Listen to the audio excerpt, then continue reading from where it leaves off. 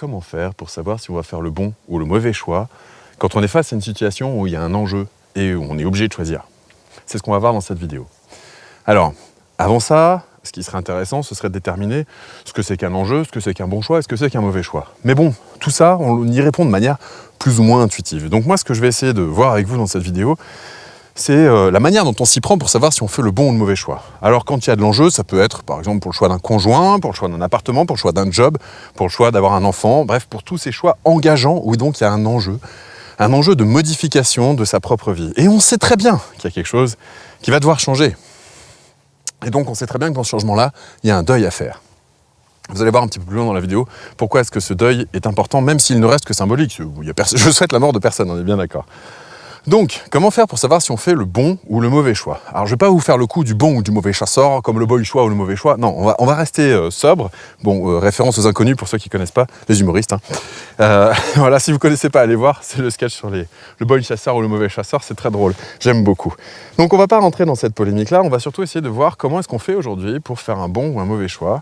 Et je vais vous donner la méthode dans cette vidéo pour vous permettre de faire des bons choix pour vous. Alors, un bon choix ou un mauvais choix, souvent, pour pouvoir le déterminer, déjà on sait qu'il y a un enjeu, donc on a un doute. Donc par rapport à ce doute, on essaye d'utiliser les ressources qu'on a pour calmer ce doute. Et une des ressources premières qu'on nous apprend à gérer à l'école, c'est notre mental. Donc, il y a plein de gens qui essayent de répondre de manière rationnelle à un doute émotionnel. Et ils vont essayer de se dire, ok, alors les pour, les contre, etc., et faire 2 colonnes, par exemple. Ou alors, ils vont essayer de se projeter dans l'avenir, comme si leur modèle du monde était tellement parfait qu'ils pouvaient prédire l'avenir, mais personne ne peut prédire l'avenir. Ou alors même, vous avez des personnes qui sont tellement en insécurité par rapport à leurs propres décisions qu'elles vont demander un avis extérieur. Alors ça peut être intéressant pour aller consulter, mais pas pour déterminer son choix, parce que ça reste son propre choix, qu'on le veuille ou non. Et d'ailleurs, qu'il soit conscient ou inconscient, tous les choix que nous faisons sont les nôtres. Et donc on en a la pleine responsabilité. Alors, quand on est face à une situation difficile, il y a des personnes, et notamment j'ai vu ce paradoxe-là, c'est assez fantastique, petite digression, puis après on revient au sujet principal, qui pour le choix d'un conjoint ou d'une conjointe vont demander l'avis à leurs parents, alors que le couple de leurs parents était un vrai désastre. C'est-à-dire qu'on va demander à quelqu'un qui, par exemple, qui a fait faillite et qui est fiché Banque de France, on va lui demander comment gérer son pognon. À un moment donné, je pense que c'est pas mal, là, de mettre un petit peu de rationnel dans qui on consulte, ou alors, peut-être, ça peut être une anti-consultation, c'est-à-dire qu'on va demander l'avis, puis on va faire exactement l'inverse, j'en sais rien. Bref, blague à part, donc digression terminée. Quand on cherche à savoir si on fait un bon ou un mauvais choix, souvent on se projette dans la conséquence de ce choix. Et on imagine des conséquences soit agréables, soit désagréables. Mais ça part du postulat que notre modèle du monde, dans notre tête, c'est le bon. Donc on a raison. Or, moi, s'il y a un seul truc que j'ai appris dans mon expérience, c'est tout ce que j'avais imaginé vivre, c'est souvent en décalage par rapport à ce que je vis réellement. Alors, c'est pas pour autant que j'en suis malheureux aujourd'hui, ça c'est autre chose. Mais cette notion de se dire, bon, je fais le bon choix parce qu'il va se passer ci, il va se passer ça se passe rarement comme on l'a décidé. Je vous renvoie à une série qui s'appelle A-Team en anglais ou je sais plus, bref, je sens que je suis vieux dans mes références, dans mes vidéos. L'agence touriste, là, c'est ça. J'adore quand un plan se déroule sans accroc. Alors qu'ils étaient en impro tout le temps. Bon, bref, ça c'est un détail. Donc, comment faire pour savoir si on fait un bon ou un mauvais choix? À l'heure actuelle, de ce que j'ai observé autour de moi en général, les gens vont surtout se poser la question de la conséquence du choix. Donc, dans une logique de causalité. Et cette logique de causalité, comme elle leur échappe, puisqu'ils n'ont pas ce pouvoir divinatoire, cette capacité de prédiction, ils vont essayer de s'appuyer sur d'autres paramètres. C'est-à-dire qu'ils vont essayer d'abord au niveau rationnel, comme je vous l'ai dit, puis après ils vont essayer aussi au niveau mystique, c'est-à-dire qu'il y en a qui vont faire appel à un voyant, à un pendule, à une synchronicité, à une intuition. Alors, petite digression aussi au niveau de l'intuition, notamment pour les hypersensibles, parce que je sais qu'il y en a pas mal qui me suivent. L'intuition est souvent très fiable pour les personnes qui sont face à une situation qui ne les met pas en résonance. Quand on est face à une situation qui met en résonance nos failles d'enfance et qu'on continue à écouter son intuition comme on en a l'habitude, en général on se vautre. Mais alors on se vautre en beauté. Je l'ai vu plein de fois. Cette notion d'intuition, comme si c'était un 6e sens, cette fiabilité divine, je sais pas quoi, etc., qu'on peut imaginer. Alors je suis pas en train de contester le fait, j'ai aucune info là-dessus, je peux pas vous dire, je ne prétendrai pas savoir si y a des informations divines qui circulent parmi nous ou pas. Mais ce que je peux vous dire, c'est qu'on est face à un choix où on se projette dans un problème de causalité, donc de mental, et on va chercher une réponse pour orienter son choix qui est tout sauf du mental. Et ça montre bien la complexité de faire un bon choix ou un mauvais choix. Le bon choix ou le mauvais choix ne dépend pas de la causalité. Et c'est vraiment ça qui est important à retenir. Parce qu'en général, quand on cherche à faire ça et qu'on se vautre, qu'est-ce qui se passe? Si les conséquences sont désagréables, on s'en veut, on se dit qu'on a la shkoumoun, que c'est encore pire qu'avant, qu'on a fait le mauvais choix. Et si jamais ça se passe bien, on est simplement soulagé que ça ne soit pas mal passé. Et quand est-ce qu'on est heureux dans l'histoire? Il y a quand même un petit problème, c'est-à-dire que de choix en choix, on fait finalement le choix du moins pire, plutôt qu'un choix dans lequel on s'éclate, quoi. Alors comment faire pour savoir si on fait le bon ou le mauvais choix? Déjà, je crois que ce qui est important de retenir de cette vidéo, c'est arrêter de vous projeter dans l'avenir, arrêtez de vous projeter dans votre mental, parce que votre mental n'a qu'un modèle du monde vous n'avez qu'un modèle du monde dans votre tête, et moi pareil, hein, on n'a que des modèles du monde dans nos têtes. Et donc on ne détient pas les arcanes de la vérité du monde, et nos projections ont 99 chances de ne pas se produire telles qu'on les imagine. Alors, souvent on va se dire, bon, je vais essayer de faire le choix le moins pire, parce que j'ai peur de me tromper. Et là va être la clé fondamentale que j'essaie de vous délivrer dans cette vidéo, qui est de savoir si vous allez faire le bon ou le mauvais choix. Le bon ou le mauvais choix ne dépend pas des conséquences de ce choix-là, parce qu'il y a des fois, il y a des conséquences qui sont hyper engageantes et qui demandent, qui vont puiser dans toutes nos ressources. Je dis par exemple, le fait de décider d'être parent, est-ce que c'est un bon ou un mauvais choix? En fait, quand on voit qu'on va devoir ne pas dormir, changer les couches, aller à l'hôpital, se préoccuper sans arrêt, s'inquiéter du devenir de l'enfant, chercher à faire... On peut dire que oui, ça peut être anxiogène et que les conséquences ne sont pas forcément super rigolotes, hein. Alors il y en a qui sont extraordinaires. Moi, je suis parent et je suis ravi d'être parent. Je ne suis pas en train de dresser un tableau noir de la chose. Mais je dis juste que dans un choix, il y a forcément des conséquences désagréables et des conséquences agréables. Donc déterminer un choix en fonction des conséquences agréables ou désagréables, en fait, c'est juste faire le déni d'une partie des conséquences de notre choix. Parce qu'il y a toujours des conséquences agréables, il y a toujours des conséquences désagréables à tous les choix que nous faisons. Absolument tous. Donc, se baser sur la causalité pour déterminer un choix, ça ne fonctionne pas. Se baser sur l'intuition pour faire un choix, ça ne fonctionne pas vraiment non plus en général. Pourquoi? Eh bien parce que souvent, cette intuition, elle va être entremêlée d'émotions. Et l'émotion principale, quand on a un doute et quand on hésite, c'est la peur. Et quand on fait un choix en fonction d'une peur, eh bien souvent, cette peur se réalise. Ou en tout cas, on fait un choix, mais avec un pied sur l'accélérateur parce qu'on avance, mais un pied sur le frein parce qu'on a peur.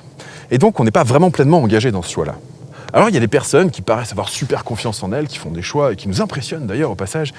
Et là, en fait, elles font des choix de passage en force, c'est-à-dire qu'elles sont dans le déni de leur peur. Et parce qu'elles ne veulent pas l'entendre, elles forcent le passage. Et en général, ça ne se passe pas toujours bien non plus. Il y a aussi des conséquences désagréables. Comme quoi, les conséquences désagréables sont quasiment systématiques. Et les conséquences agréables dépendent de votre regard sur les choses. Donc pour moi, déterminer si on va faire le bon ou le mauvais choix en fonction d'une conséquence, c'est-à-dire d'un principe de causalité, ne fonctionne pas. En tout cas, ce n'est pas le conseil que j'ai envie de vous donner. Bon, pour certains, ça fonctionnera peut-être. Et vous pouvez ne pas être d'accord d'ailleurs avec ce que je dis. N'hésitez pas à le dire dans les commentaires. Je serais ravi. Mais pour moi, ce qui va déterminer si le choix est bon ou pas, c'est est-ce que ce choix me correspond. Pas est-ce que les conséquences de ce choix vont être désagréables. Parce que je sais qu'il y aura des conséquences désagréables, quels que soient les choix que je fasse. Pour autant, la question est de savoir, est-ce que je vais avoir l'impression de subir ce choix? Par exemple, je suis en suradaptation, je fais exprès de me conformer pour arriver à l'heure au travail, pour essayer de faire le meilleur boulot possible, pour essayer de satisfaire mes patrons, pour essayer de satisfaire mes parents, pour être l'enfant modèle, essayer de satisfaire mes enfants, pour être le parent parfait, etc. etc. Vous connaissez mieux que moi ces situations de suradaptation, et vous vous rendez compte, à force d'expérience, que ça ne suffit jamais. Les gens ne sont jamais satisfaits, donc vous ne pouvez jamais bénéficier de toute l'énergie que vous avez mise dans tous ces choix-là, que vous avez fait plus par contrainte ou par peur de déplaire, par peur d'être rejeté. Donc finalement, vous n'êtes jamais véritablement accepté pour qui vous êtes, parce que vous vous conformez toujours par peur d'être rejeté. Donc faire des choix en fonction d'une peur, et notamment la peur de se tromper également, ça c'est problématique. Faire un choix en ignorant sa peur, c'est se mettre en danger, clairement. En revanche, faire un choix qui vous correspond vraiment, ça, c'est un bon choix pour vous. Et les conséquences de ce choix-là, vous les assumerez d'autant mieux que vous avez embrassé ce choix-là pleinement, avec tout votre être, dans toute votre entièreté. Donc finalement, comment savoir si vous allez faire un bon choix ou un mauvais choix? C'est est-ce que vous faites un choix qui vous correspond ou pas? Et c'est ça la clé que je voulais vous délivrer dans cette vidéo. Alors maintenant, ça pose une problématique supplémentaire. Comment savoir ce qui me correspond et ce qui ne me correspond pas? On a tellement été habitué à se conformer aux exigences externes que commencer à écouter ce qui vit en soi et ce qui nous correspond vraiment, ça prend et c'est pas évident. Alors, je vais même aller au-delà, parce que finalement, il y a 3 zones qu'on peut écouter véritablement pour faire un choix. Il y a notre mental, on a déjà vu que la causalité, ça ne fonctionne pas vraiment. Il y a nos émotions, mais on a déjà vu que majoritairement, quand on a un doute, l'émotion principale, c'est la peur. Donc ça ne marche pas très bien pour orienter ses choix. Donc écouter son mental ou écouter son émotionnel pour faire un choix, ce ne sera jamais suffisant pour faire un choix qui vous correspond. Pour moi, pour faire un choix qui vous correspond, l'idée c'est de faire un choix en fonction de ce que j'appelle l'énergie du cœur. Alors ça peut paraître galvaudé ou mystique, etc., mais pas du tout en réalité. Dans le cœur, on a des neurones. Et donc, il y a des connexions qui se font.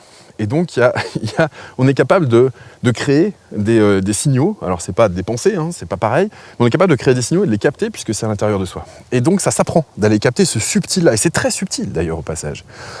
Et c'est quelque chose qui vous permet de vous libérer du mental ou de vous libérer de l'émotionnel. C'est-à-dire que quand les deux sont apaisés, eh bien, on a une évidence qui commence à apparaître, non pas en intuition, mais dans une sensation de justesse et de plénitude. C'est quelque chose qui est difficilement descriptible. J'ai d'ailleurs mes mots, ils me semblent imparfaits au moment où je les prononce. C'est vraiment une énergie incroyable, cette énergie qui émane du cœur. Mais c'est pas quelque chose qu'on apprend, puisqu'à l'école, on vous apprend à utiliser votre capacité cognitive et on vous apprend à taire vos émotions. Donc déjà, on ne vous apprend pas spécialement à mettre les deux en paix et à écouter votre énergie du cœur. On vous force à écouter votre mental pour avoir la bonne réponse. Bon. Donc déjà, on voit qu'à l'école, on n'apprend pas à explorer la voie du cœur. On voit aussi que, avec nos amis ou notre famille, on apprend surtout à ne pas gérer ses émotions, parce que dans nos familles, ça gueule de partout, ça pleure, etc., ça se déchire, etc. Souvent, ou alors, surtout, on étouffe tout, on dit rien, c'est pas mieux. Donc finalement, cette voix du cœur, on l'apprend nulle part.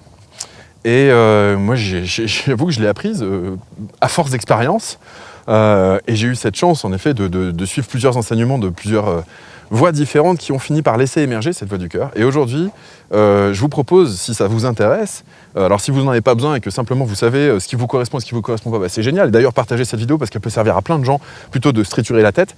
Mais après, il y a aussi, est-ce que ce choix est juste en termes de justesse ? Et là, il y a la justesse du cœur qui intervient plutôt que la justice du mental qui prend toute sa place. Et ça, c'est quelque chose qui s'apprend et qui se développe.